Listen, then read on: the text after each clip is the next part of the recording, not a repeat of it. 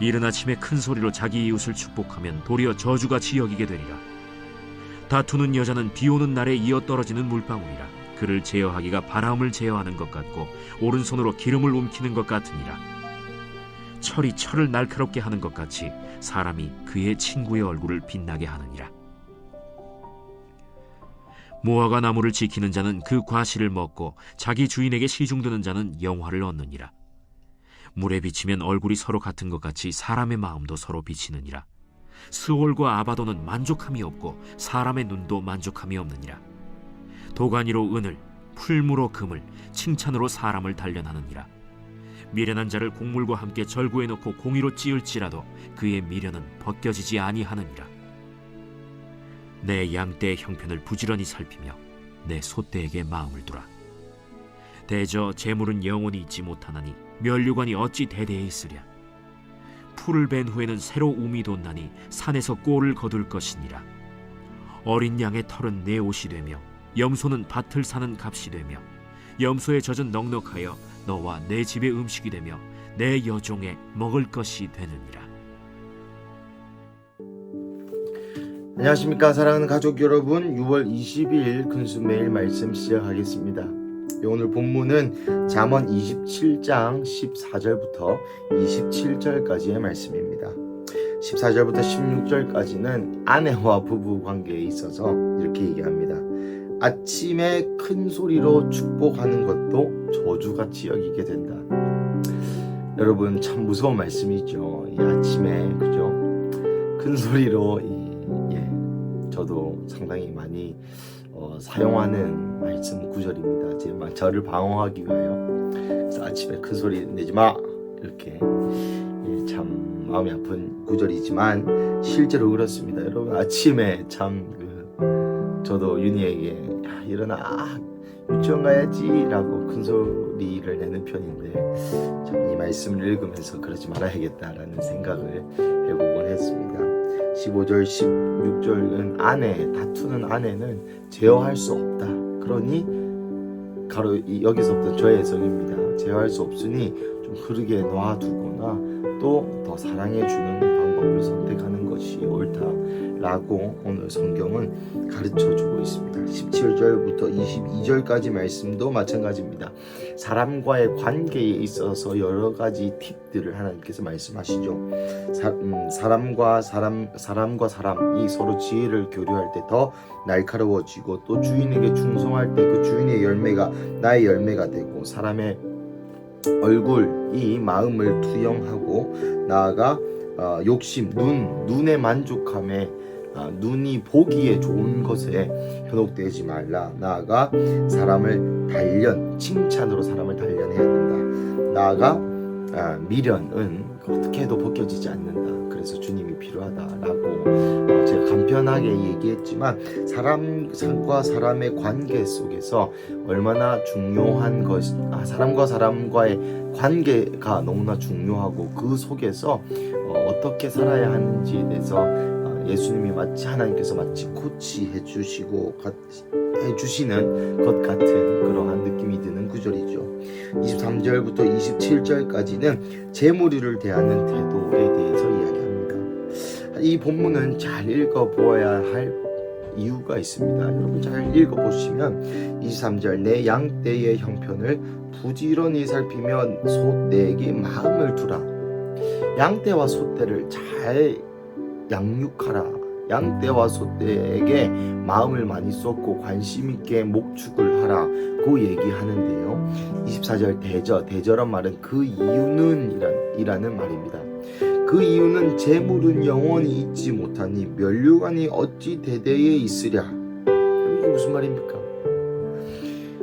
양과 소떼의 형편을 부지런히 살피고 마음에 두는데 왜냐하면 재물은 없어지기 때문이다. 영원하지 않기 때문이다. 그리고 면류관도 영원하지 않다고 이야기합니다. 여러분 이게 무슨 말일까요? 재물이 영원하지 않으면 재물에 대해서 관심을 가지지 마라라고 얘기해야 되는데 오히려 양과 소에게 마음을 두라고 얘기합니다.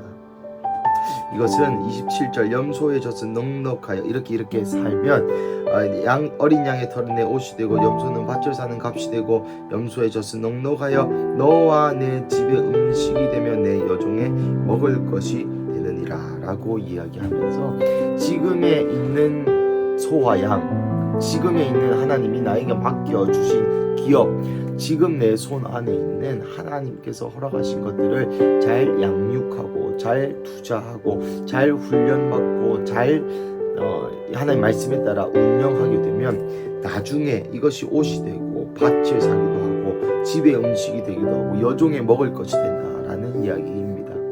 그러니 하나님께서 주신 지금의 것들을 잘 관리하고 마음을 두고 부지런히 살펴서 지금 양과 소가 있는 것 자체로 만족하지 말고 거기서 그 다음 지경은 무엇인지, 그 다음 스텝은 무엇인지, 하나님이 이것을 집을 만들라 하는지 옷을 만들라 하는지 팔아서 밭을 사라 하는지 잘 분별하여 계속해서 지경의 넓어짐이 있을 것에 대해서 이야기하고 있습니다. 사랑하는 가족 여러분, 23절부터 27절까지의 소 제목을 보시면, 큐티책에 소 제목을 보시면 재물을 대하는 태도라고 나와 있습니다.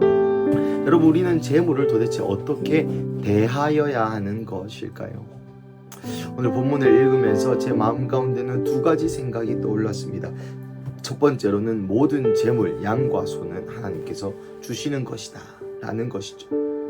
제가 헌금 기도할 때마다 저희 청년교회와 또 비움세 학생들은 알겠지만 이렇게 기도합니다. 하나님, 이 헌금을 받으시고 모든 것이 하나님으로부터 왔고 모든 것이 하나님의 것이라는 것을 인정하는 마음과 그 실제를 갖게 하옵소서라고 저는 기도합니다. 왜 그런고 하니 정말 이것이 저의 기도이기 때문입니다. 헌금이라는 것은 이 돈, 재물을 내는 행위인데 이것을 왜 하냐면 모든 것이 하나님께로부터 왔다는 것을 인정하기 위하여 하는 것이죠. 나아가 그런 마음과 실제를 고백하는 것이 헌금인 것입니다.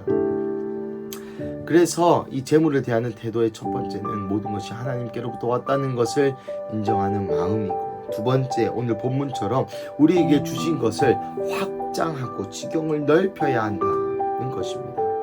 하나님께서 우리에게 재물 얻을 능력을 주셨습니다.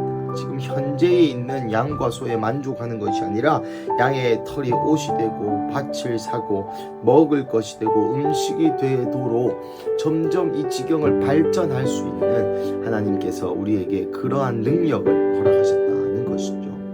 그러니 이 말씀은 그렇지만 여러분, 사업을 무리하게 늘리십시오, 더 나은 그런 얘기가 아닙니다. 잠언 전체에 흐르는 이야기가 무엇입니까? 지혜죠. 지혜의 핵심은 여호와의 말씀을 듣는 마음이라 하였습니다. 그러니 여호와의 말씀을 잘 듣고 그 들은 대로 안주하는 것이 아니라 점점 확장해 나가는 것이 하나님의 뜻이다라는 감동이 들었습니다. 사랑하는 가족 여러분, 오늘 이 금요일 가운데에 다시 한번 하나님께서 우리에게 주신 것에 대한 감사함, 하나님께서 우리의 모든 것을 허락하시는 것을 인정하는 마음을 가짐과 동시에 이것에 부지런히 살피고 이것을 마음에 두어 하나님이 원하시는 지경까지 넓혀질 수 있는 그러한 우리 근수교회 가족 되시기를 주님의 이름으로 축복합니다.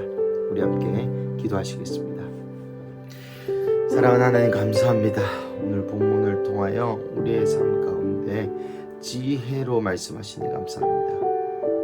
하나님, 특별히 재물을 대하는 우리의 마음의 자세가 모든 것이 하나님께로부터 왔으며 또 하나님께서 창조주이신 것을 기억하며 인정하며 사는 삶인 것이고, 둘째, 하나님께서 우리에게 주신 것을 더 가꾸고 형편을 부지런히 살피고 또 거기에 마음을 두어 하나님의 말씀으로, 하나님의 전략으로 하나님이 원하시는 데까지 확장되고 자라나고 번영할 수 있는 그러한 복을 허락하여 주시옵소서.